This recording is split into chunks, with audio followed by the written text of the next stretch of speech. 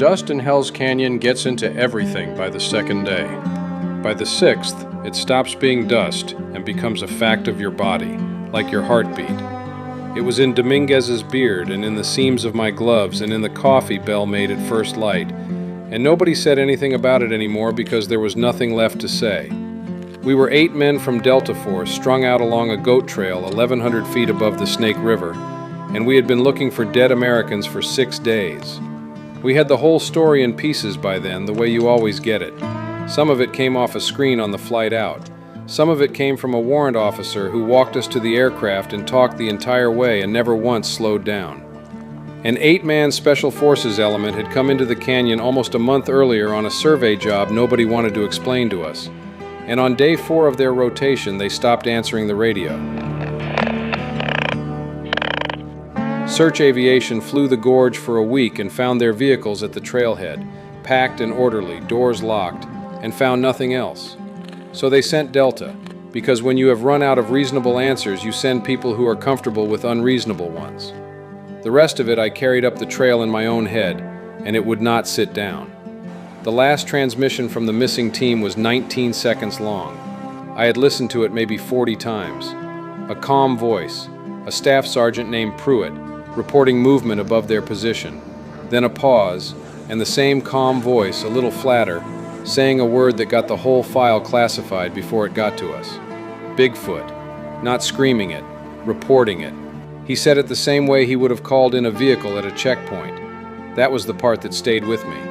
Pruitt was on his 3rd combat rotation, and he said the word Bigfoot like a professional says anything, which is to say he believed his own eyes and expected to be believed. Cole walked point that morning.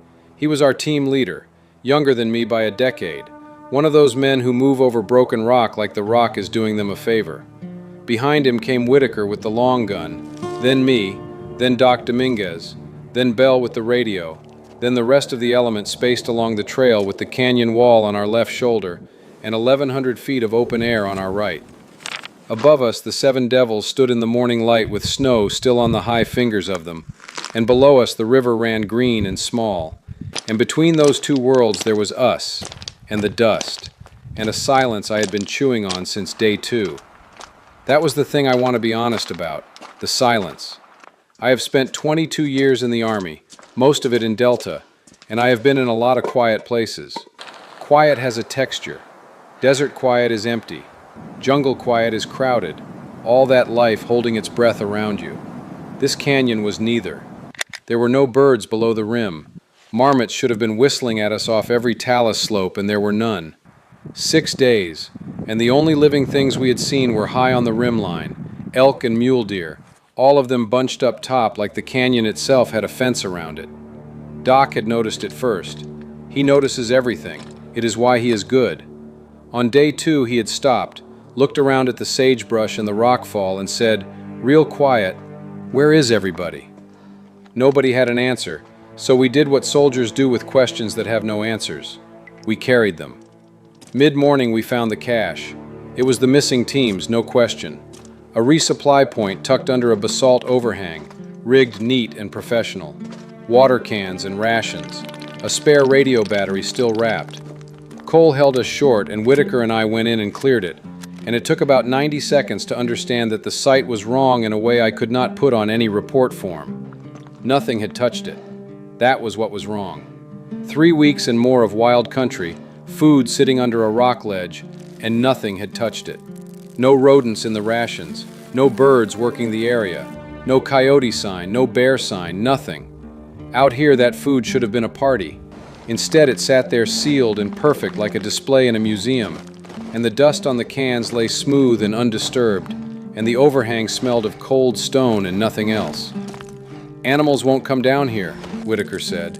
He said it flat, the way you say a range estimate. Down from where? I said. He tipped his chin at the rim, 1,000 feet over our heads, where a line of elk stood against the sky watching us. Or not watching us, watching the canyon. We logged the cache and moved on, because that is the job, and because standing still in that gorge had started to feel like a bad idea in a way I had no professional language for. It was early afternoon, in a side drainage full of house-sized boulders and heat shimmer when the mountain came apart above us. That is what it sounded like at first. A deep rumble off the slope to our north, rock moving on rock, a slide starting, and 8 men from Delta Force went to cover in the time it takes to say it, weapons out, spread among the boulders, every one of us reading the slope for the fall line. I got my back against stone and looked up through the dust already sifting down and saw that it was not a slide. It was a runner. Something big was coming down the drainage toward us, downhill, fast, ripping through scree that would have broken a man's legs at a walk. I saw brush whipping and rocks the size of duffel bags kicked loose and bounding, and then it came through a gap between 2 boulders 60 yards up, into the open, into plain daylight, and my brain did the thing brains do when the eyes hand them something off the menu. It stalled. 1 full second, maybe 2, gone. In my line of work, that is a lifetime, and I lost it standing there with a rifle in my hands doing nothing. It was 8 feet of dark hair and muscle running on 2 legs. I want to say that plainly as Pruitt said it, because I understand now why he said it that way. A Bigfoot. Not a bear, I have seen 100 bears. A bear is a bear the way a truck is a truck. This was a man's build scaled up past reason, deep-chested, arms driving, head low, taking the slope in a controlled fall that no living thing I knew of could survive, and it came straight down through our position. Straight through. That is the part I need to be clear about. It passed within 20 yards of Bell, who was flat against a boulder with his weapon on it, and it never turned its head. 8 armed men, and it treated us like brush. I saw its face for half a second as it went by my rock. I have seen that expression before, on people, in places I do not talk about. Coming out of collapsed buildings, coming down mountain roads ahead of something. It was not rage, and it was not hunting. It was flight. The Bigfoot hit the bottom of the drainage, cleared a gap in the rocks that I would have roped up for, caught the far slope, and went up toward the rim in long pulls of its arms and legs, up and up, moving like gravity was somebody else's problem. High above, the elk on the skyline broke and scattered to let it through, and then it was over the rim line and gone into the mountains, and the dust of its passing hung in the drainage and drifted down over us, and nobody had fired a shot. Nobody had even called it on the net. Cole's voice came low over the radio. All stations, anybody hit anything on that? Anybody see where it came from? 1 by 1, negatives.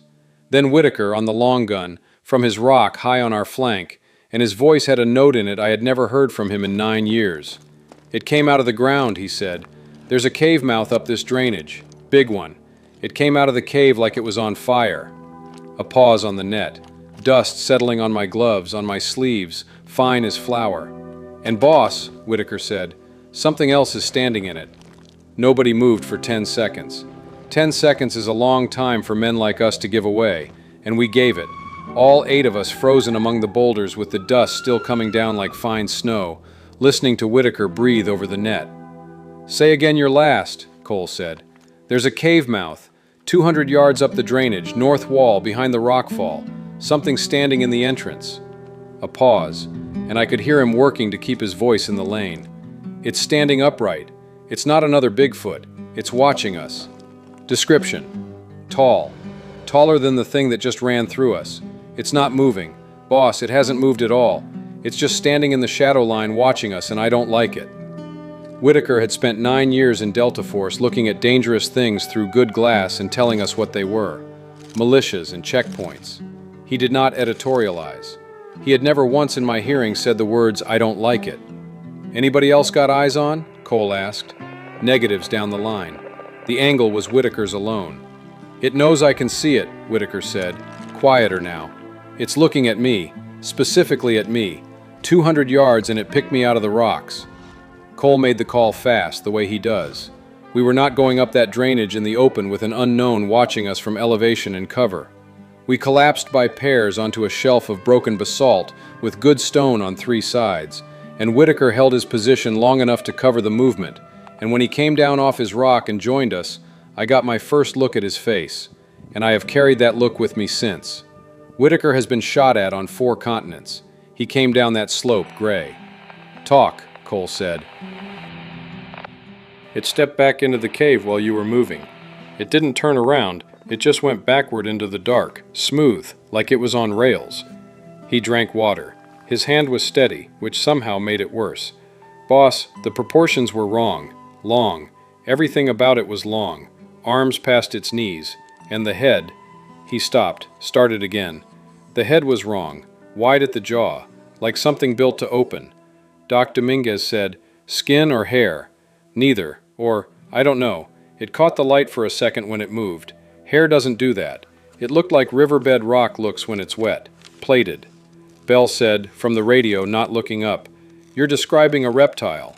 Nobody laughed. That was the thing.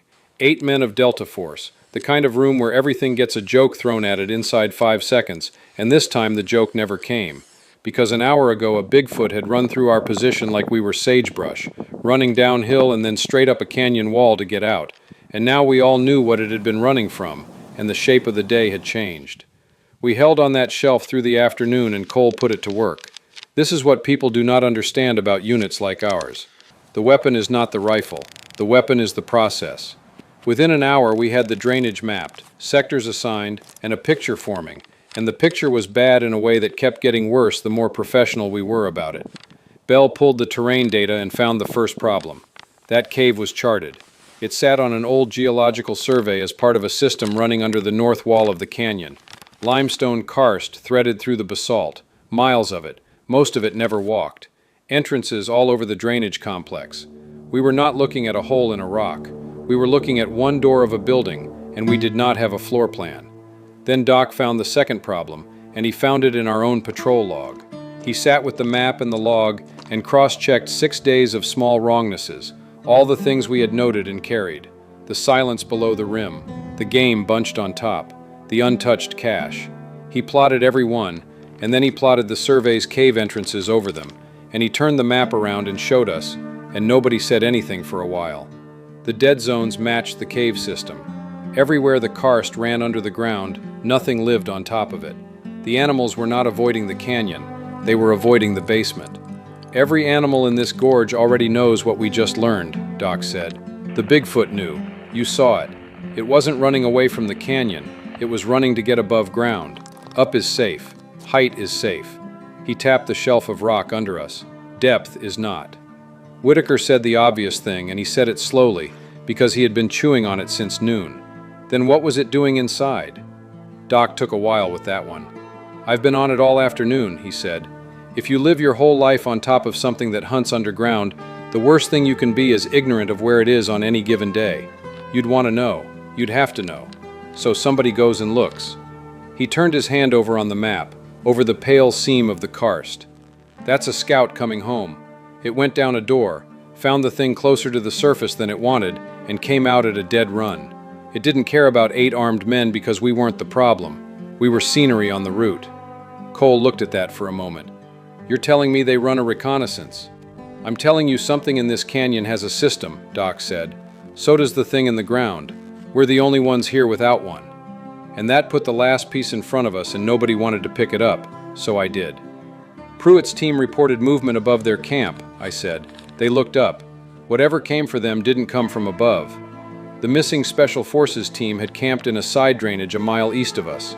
On the survey map, 40 yards from a charted cave mouth. The sun went behind the west rim around 6 in the evening, and the canyon filled up with shadow from the bottom like a bathtub filling, and the temperature came down, and the silence changed. All day it had been an absence. Now it had a direction. Every man on that shelf had his back to stone and his sector out and his ears working, and around full dark, the ground started talking. I do not have better words for it. Sound came up through the rock, not through the air. If you took your hand off the stone, it faded. Flat against the basalt, you could feel it in your palm and your knee bones, a slow scraping far below, weight moving over stone, unhurried, going somewhere. It would run for a minute and stop, then again, closer, or maybe not closer, maybe just deeper, the rock playing tricks. Dominguez lay with his ear pressed against the shelf for a long time, timing it. "It's moving through the system," he said. "Under us. Big and slow. It walks a while and stops a while." He looked up. "I think it's checking its doors."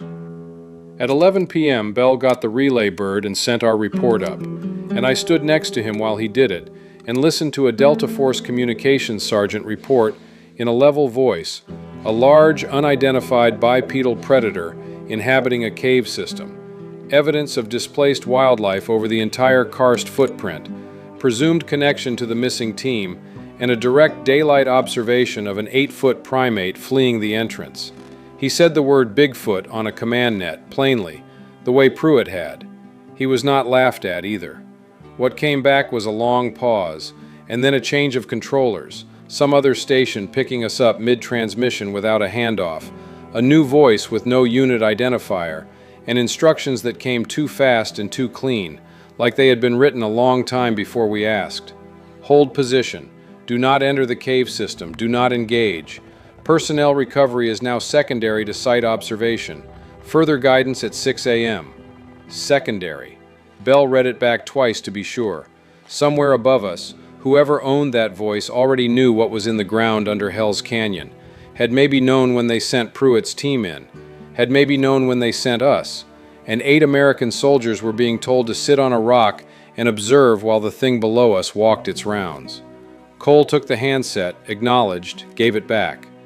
Then he sat quiet for a while with his back against the basalt, and I could see him doing the arithmetic, the same arithmetic every man on the shelf was doing. At 1:40 a.m., Whitaker, on watch, keyed his radio twice softly and we all came up, and he did not need to say anything because we could all hear it. A voice, out in the dark, down the drainage. A human voice, faint, ragged, coming and going with the night air moving through the rocks. It was calling for help. It knew our radio call sign. It was using Pruitt's name, and it was coming from the cave. Cole looked at that black slot in the blacker wall for a long moment. Then he looked at us, one face at a time, and I watched 20 years of orders and one order in particular fight it out behind his eyes. "Doc, Whitaker, on me," he said. "The rest hold the shelf. If that's a man, we're not leaving him in a hole in the ground until 6 in the morning." Bell said, careful, for the record and for Cole both, "Boss, they said do not enter."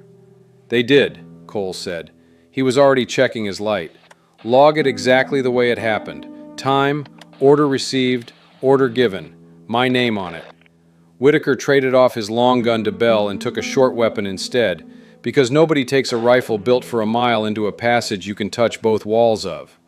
We went down into the drainage in the dark, toward the voice, and the rock under my boots was carrying that slow scrape again, and this time it was rising. We moved down the drainage in file, Cole leading, Doc in the middle, Whitaker and me trailing with the shelf behind us, and Bell's voice in our ears reading us the survey map as we went.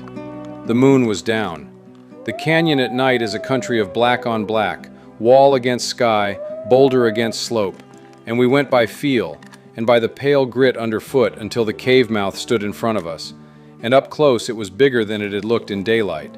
15 feet of arch, and the dark inside it was total, a dark with pressure behind it, the kind of dark that is not the absence of light, but the presence of a lot of stone.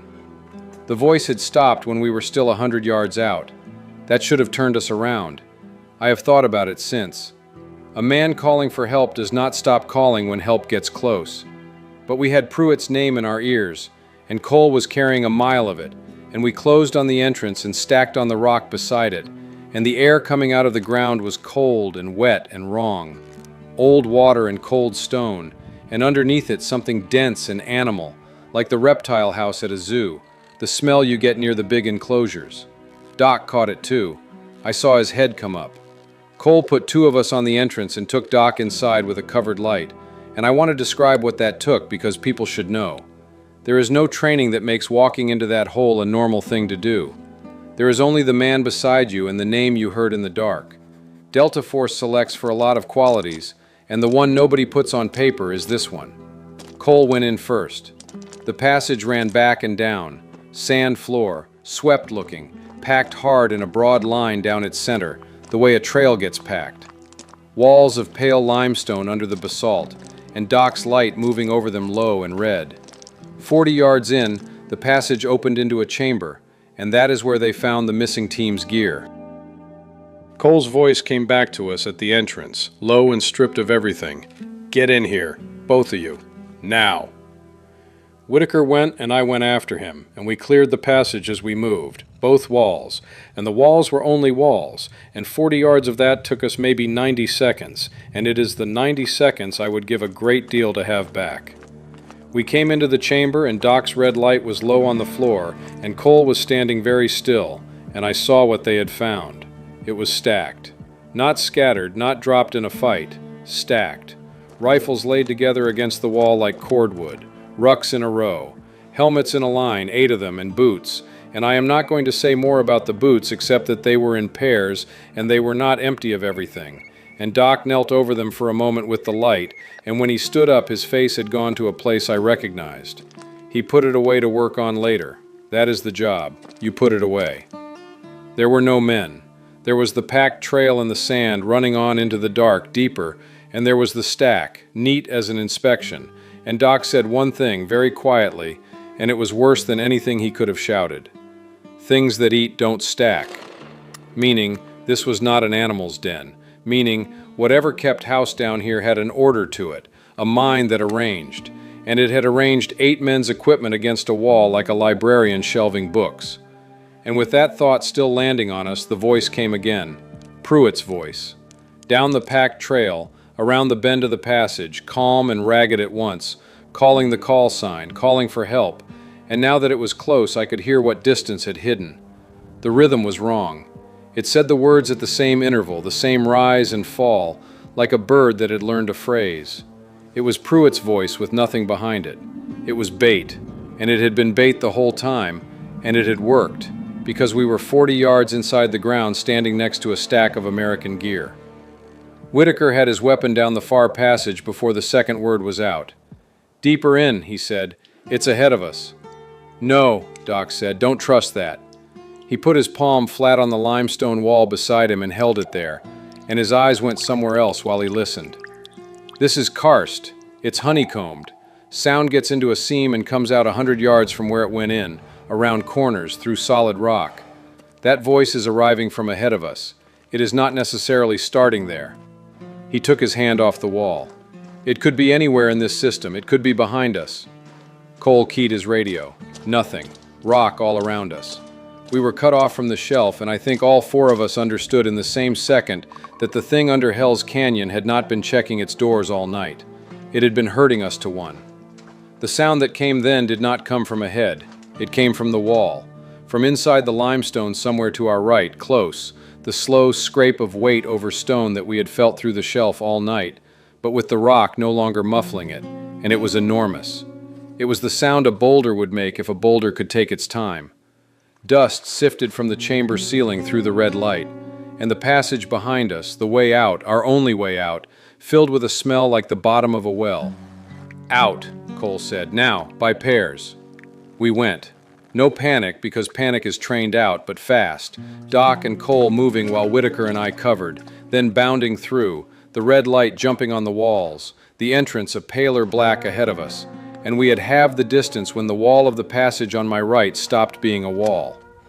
I have gone over it many times what I actually saw, because it happened in under 3 seconds and in almost no light. A section of what I had taken for limestone unfolded. That is the nearest word. It had been standing against the stone in a recess, still, the same way it had stood in the cave mouth for Whitaker, and its surface was the color and texture of the rock until it moved, and then the whole shape of the passage rearranged itself, and a leg the length of a man came across the sand ahead of me, and above it, filling the passage, rising, was the long body and the wide jaw, and 2 eyes catching the red of Doc's light and holding it, flat and bright, like a crocodile's eyes hold a spotlight on a river at night. The lizard thing was between us and the entrance. It had let us walk in past it. It had stood there and let 4 men of Delta Force walk by within arm's reach in the dark, twice. Once when Cole and Doc went in, and once when Whitaker and I came after them. And now it stood in the door of its house, and it was in no hurry, because nothing in its whole long life below this canyon had ever needed it to be. Whitaker fired first. The passage swallowed the shots and threw them back at us, and my hearing went to a ringing wall of pressure, and I saw the rounds land, saw dust and fragments come off the plated hide at the shoulder, and I saw the thing take them like weather. It did not charge. That was the horror of it. It leaned, slow, tilting that wide head to look at Whitaker down the passage while his round struck it, curious, the way you would look at rain. Then it moved, and the slowness had been a choice, because when it chose otherwise, it crossed 30 feet of passage in the time it takes to inhale. And it was only Cole's shout and 9 years of drilled reflex that had Whitaker already displacing left into a side crawl of the passage, and the jaw met limestone where he had been, and the strike drove him bodily into the far wall, arm first, hard enough that I heard it over the ringing, and the sound of that meeting went through my chest like a dropped safe. What happened next happened in pieces, in muzzle light and red light and total dark between, and I will give you the pieces. Doc dragging Whitaker deeper into the crawl, working by feel, Whitaker's right arm hanging wrong and Whitaker not making a sound about it. Cole and me on line in the main passage, firing controlled pairs at a shape that shrugged them, walking backward into the chamber with the stacked gear because backward was the only direction we owned. The thing following at a walk, blocking the passage wall to wall, jaw low, hurting us again, and both of us knowing it, and neither of us able to do one thing about it. The chamber, the stack. Cole's light finding a second passage at the chamber's far side, our only card, and the certainty, cold and complete, that the second passage was exactly where it wanted us to go, because that packed trail in the sand led into it, and things get eaten at the ends of trails like that. And then the mountain hit itself. That is what it felt like. A blow, from above, from the surface, an impact through the rock so heavy that the chamber rang like a struck bell and dust came down in sheets. And then another blow, and another, rhythmic, enormous, something up top striking the ground over the cave mouth again and again, and with it, through the ringing in my dead ears, a sound I had heard once before, on a ridge in daylight, and never expected to be glad of. The Bigfoot was on the slope above the entrance, and it was not alone. There were at least 2 of them up there, and they were screaming into the ground, and they were bringing the rock fall down. The lizard thing turned. For the first time in the whole encounter, something had its attention more than we did.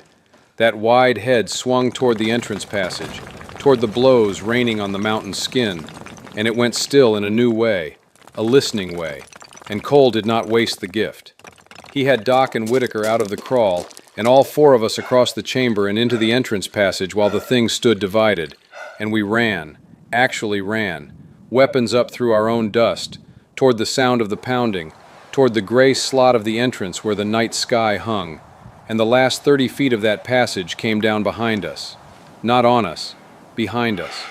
The overhang above the cave mouth, hammered loose from above, let go in one long, roaring fall as we cleared the arch, and I went down the talus with the breath of the collapse on my back, stone dust rolling over the whole drainage like a wave, and somewhere in it I could hear the screaming from the slope above, triumphant and terrified at once, receding, climbing, getting above.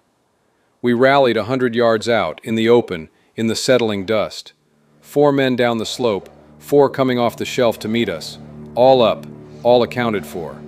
Whitaker's arm was wrong where the wall had taken it, and Doc worked on it in the dark by feel. Nobody spoke above a whisper. Above us on the north slope, briefly, against the sky, I saw them. 2 tall shapes, upright, moving fast along a ledge line toward the rim, one behind the other, and the trailing one paused, and I will swear to this part alone in any room, it looked down at us, straight at us. Then it went over the rim after the first, and the mountains took them. The cave mouth was gone. In its place, a scar of raw rock and a fan of rubble still trickling and settling, and the dust over all of it. Bell came down the slope to us with the handset held out, and even in the dark I could read his body, and it was not relief. "It's the 6 a.m. traffic," he said. "It came early. You need to hear how they're talking." Cole took the handset. The voice on the other end, the clean, flat voice with no unit behind it, did not ask about the missing team, did not ask about casualties. It asked one question, twice, while the rubble was still settling on 8 stacked helmets in the dark under Hell's Canyon. "Is the specimen contained?"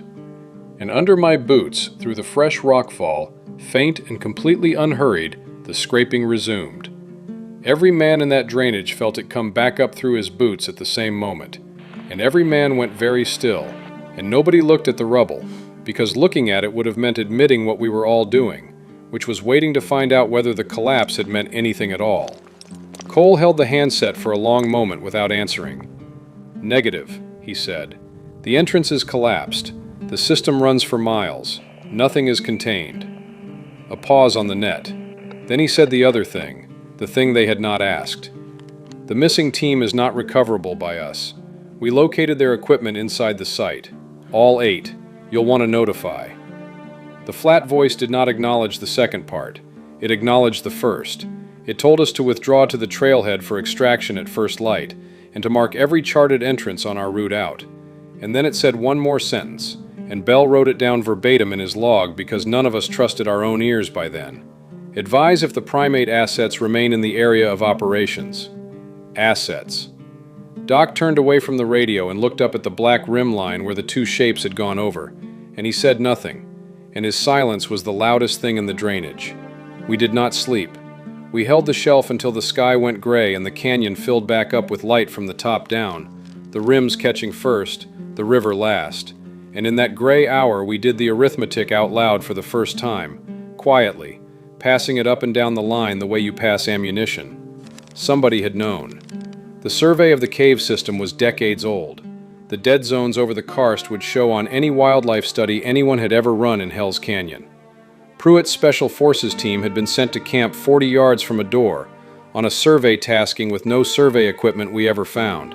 And when they stopped answering, the people who owned the flat voice had waited a week and then sent Delta Force, and told us nothing.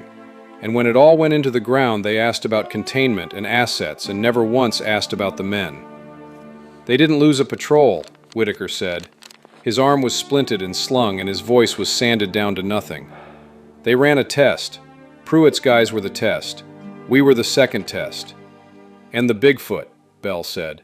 "The Bigfoot are the control," Doc said. "Something that's lived above that thing long enough to know the rules. You want to learn how to survive a predator, you study what it hasn't managed to eat." He looked at the rubble scar across the drainage. "They've been studying this canyon a long time. Question is, which species they were studying. Nobody had anything to put on top of that, so we packed and moved. The walkout took the whole day. Cole routed us high, on Doc's arithmetic, above the karst footprint, along slopes where the marmots whistled at us, and the birds moved in the brush, and the ordinary noise of living things came back like hearing returning after a firefight. You do not know what that noise is worth until you have spent 6 days without it. Twice we crossed above charted entrances, and both times, without an order, the whole element went quiet and quick, and both times I put my hand flat on the rock while we rested, and both times there was nothing, and the nothing did not comfort me at all. A thing with that much time does not need to follow anyone. It has doors everywhere. Near the last saddle before the trailhead, late light, long shadows, Whitaker stopped and glassed the far rim one-handed, and passed me the optic without a word. A mile off, on a ledge above a scree field, the 2 of them stood in the open, upright, still, dark against the pale rock, watching our little file of Delta Force pick its way out of their canyon. Not hiding. They had never been hiding from us, I understood then. They had been hiding from the ground, the same as everything else with a heartbeat in that gorge. And for one night only, our problem and their problem had been the same animal, and they had spent that coin on us. Rockfall does not fall in rhythm. What they did above that cave mouth they did on purpose, and it cost them their cover, and they did it anyway. I lowered the glass and wiped the lens on my sleeve and gave it back. The taller one turned first and went up over the rim, unhurried. The second one held another moment, and then followed, and the ledge stood empty, and we walked on and nobody logged the sighting, by unspoken agreement, all 8 of us at once. Assets. No, not in my log. The trailhead at dusk. The missing team's vehicle still sat in the gravel lot where they had parked them a month before, squared away, windows dusty, and that was the hardest thing in the whole valley to look at. Not the cave, the trucks. 8 men had locked those doors, expecting to unlock them, and stowed their sunglasses on the dashboards, and one of them had a paperback folded open on a seat, face down, holding a page it was never going to give back.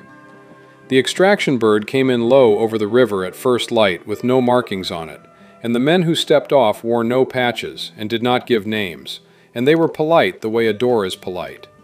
They took Bell's radio logs. They took our map with Doc's overlay.